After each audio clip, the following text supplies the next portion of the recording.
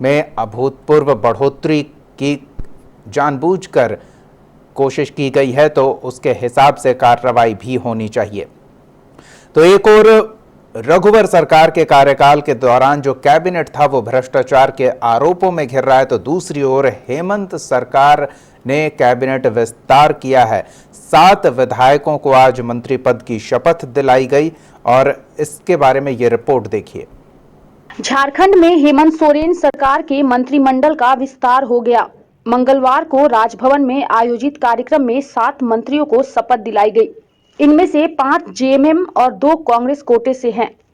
आपको बता दें कि 7 में से 5 पहले भी राज्य सरकार में मंत्री रह चुके हैं, जबकि मिथिलेश ठाकुर और बादल पत्रलेख पहली बार मंत्री बने हैं।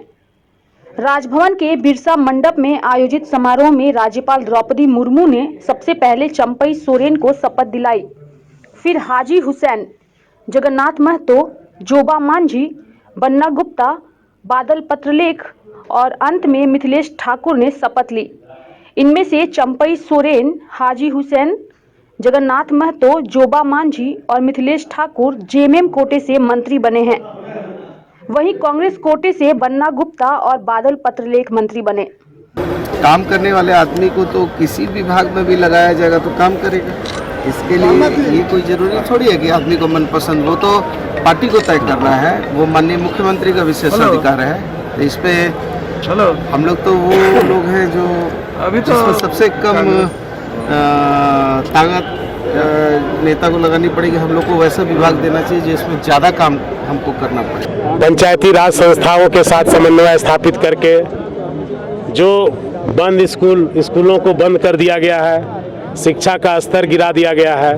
यहाँ जो हमारा आप देख रहे हैं जीएसटी लगाने पर झारखंड को जो मिनिमम मतलब नीचे से 3 रैंकिंग में जो रेवेन्यू केंद्र से प्राप्त हो रहा है, जो हमारे साथ मतलब भेदभाव किया जा रहा है, उस चीज़ को पाटने का प्रयास हमारे हेमंत सोरेन मुख्यमंत्री और हम लोग मिलकर करेंगे। ये पलामू गढ़वा की जनता का आशीर्वाद मिला और जो आशीर्वाद मिला, जो जिम्मेदारी मिली, उसको निभाने में पूरी तरह से उसको निभाने के लिए पूरे 1 महीने से लगा हुआ था।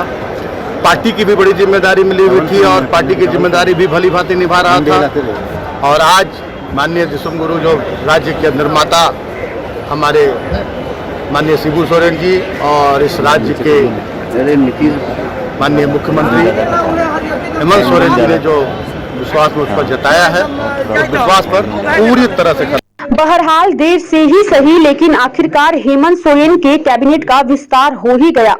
शपथ ग्रहण समारोह में सीएम हेमंत सोरेन, झारखंड कांग्रेस प्रभारी आरपीएन सिंह, जेएमएम अध्यक्ष शिबू सोरेन समेत जेएमएम और कांग्रेस के तमाम बड़े नेता शरीक हुए और शपथ ग्रहण समारोह को सफल बनाया।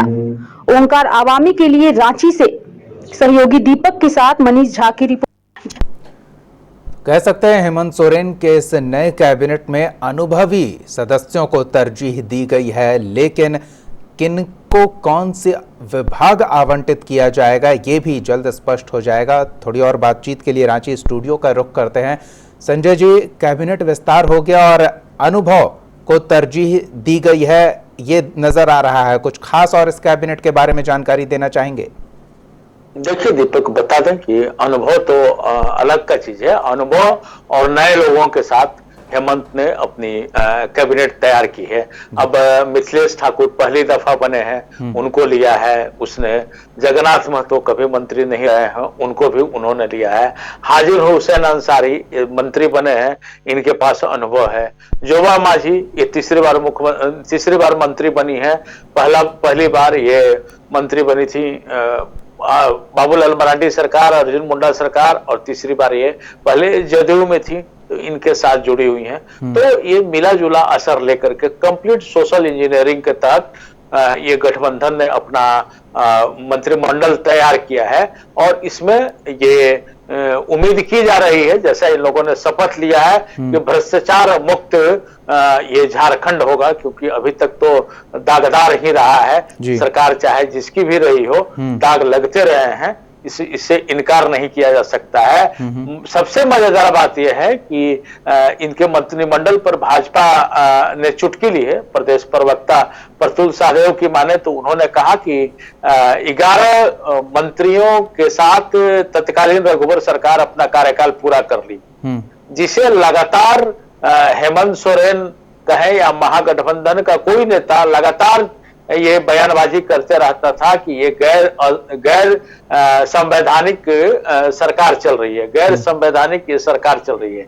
ऐसे भी नियम है जो धारा 164A का जो बार बार आता है, बार बार चर्चा होती है, ये है कि कोई भी मुख्यमंत्री अगर शपथ ले लेता है तो उसका एक समय है, उस समय के तहत कैबिनेट का विस्तार कर लेना होता है। लेकिन रघुवर सरकार एक खाली रखी, वही हाल इन्होंने रखा है, एक खाली।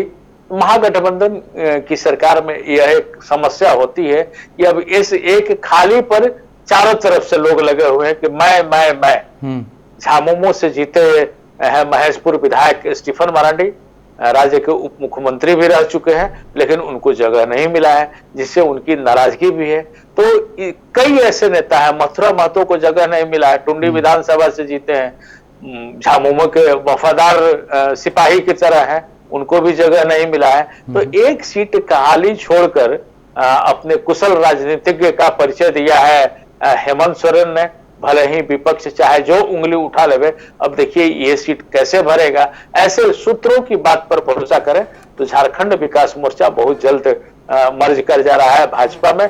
इसके 2 विधायक प्रदीप यादव और बंधु तिर्की कांग्रेस में समाहित चले जाएंगे। 2-3 तारीख को यह पता चल जाएगा कि पूरी तरह वो लोग मर्ज करके, तो शायद इन दोनों में से किसी एक को यह पद मिलेगा, जो सूत्र बताते हैं। लेकिन अगर राजनीतिक पंडितों का माने तो वो उनका कहना यह है कि भाई ये कुशल एक राजनीतिज्ञ की तरह हेमंत सोरेन ने इस सीट को खाली रखा है, ताकि इस आस में सब लोग रहे कि मुझे मिलेगी, मुझे मिलेगी, मुझे मिलेगी, ये हिसाब है। लेकिन हाँ, अनुभवी लोग रामेश्वर उरांव है, रिटायर्ड आईपीएस है, केंद्र में भी मंत्री रहे हैं, आलमगीर आलम है, विधानसभा अध्यक्ष रहे हैं, बन्ना गुप्ता है, एग्रीकल्चर मिनिस्टर इसी झारखंड में रहे हुए हैं, जमशेदपुर पश्चिम से जीत करके आए हुए हैं, जोबा माझी हैं, ये तीसरी बार बन रही हैं, मनोहरपुर से आ रही हैं। तो ये मिला जुला करके ये ओंकार अवामी की ओर से तमाम लोगों को हम लोग शुभकामना देंगे कि अब सच्चाई के कठोर धरातल पर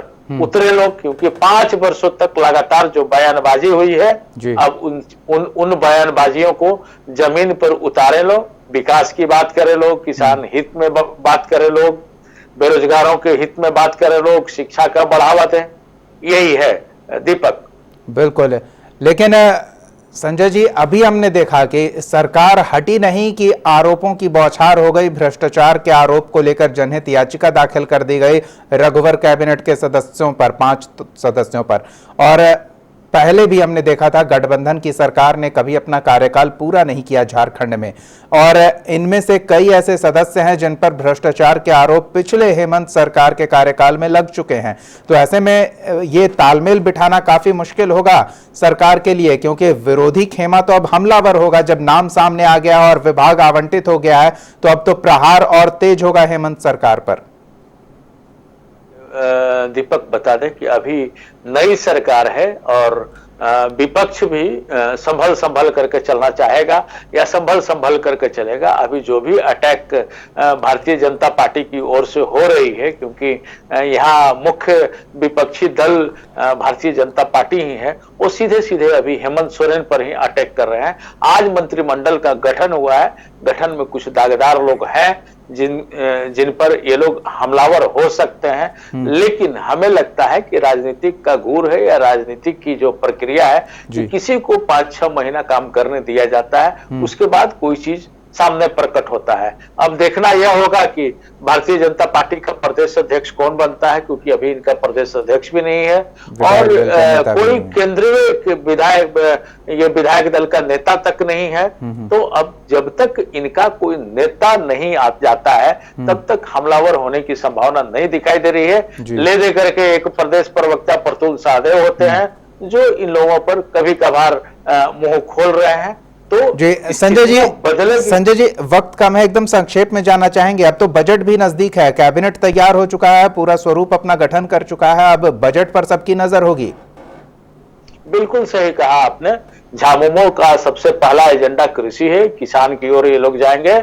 उसके बाद ये लोग पानी का क्या इंतजाम होता है ताकि किसान को पानी मिल सके, एजुकेशन की तरफ ये लोग जाएंगे, और जंगल कैसे बच सकता है उस पर इन लोगों का ज्यादा जोर होगा। ये 3 मामला लेकर के चल रहे हैं लोग, और बजट बनाने की तैयारी में कुछ आईएएस लोगों से बातचीत हुई है, ये लोग कल से ही लग जाएंगे। इसी से विभाग बंटवारे में देरी नहीं होगी दीपक, ये लोग जल्दी से जल्दी विभाग बंटवारा कर देने में हेमंत सोरेन खुद ज्यादा इंटरेस्टेड है। चलिए, तो विभाग आवंटित होते ही हम जानकारी अपने दर्शकों तक पहुंचाएंगे। फिलहाल बहुत बहुत धन्यवाद संजय समर जी इस तमाम बातचीत और जानकारी के लिए।